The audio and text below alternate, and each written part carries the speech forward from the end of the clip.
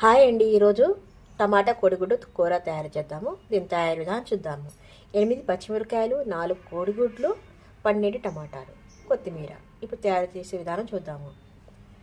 ముందుగా స్టవ్ వెలిగించి కళాయి పెట్టాలి. ఆయిల్ పోసిన తర్వాత తాలింపు గింజలు వేసిన తర్వాత ఎల్లిపాయలు 8 వేయాలి. కరివేపాకు వేసిన తర్వాత కలిపేసుకోవాలి. ఇప్పుడు పచ్చిమిర్చి కట్ చేసిన పచ్చిమిర్చి వేసి కలిపేసుకోవాలి. అందులోకి పసుపు వేసి బాగా కలిపేసుకోవాలి. అదంతా వేగిన తర్వాత అందులోకి టమాటా వేసుకుందాము. టమాటా వేసిన తర్వాత సాల్ట్ వేసి కలపకుండా అంతే మూత పెట్టేసి ఉంచుదాము. మూత తీసిన తర్వాత మొత్తం ఇలా కలిపేసుకోవాలి.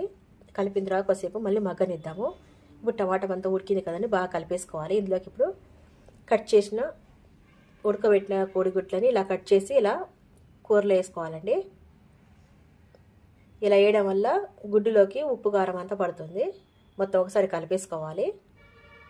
కలిపిన తర్వాత 10 నిమిషాలు మళ్ళీ ఉడికించుకుందాము. అందులోకి ఇప్పుడు కొత్తిమీర వేసి మళ్ళీ 5 నిమిషాలు ఉడికిన తర్వాత స్టవ్ బంద్ చేసేసుకోవాలి.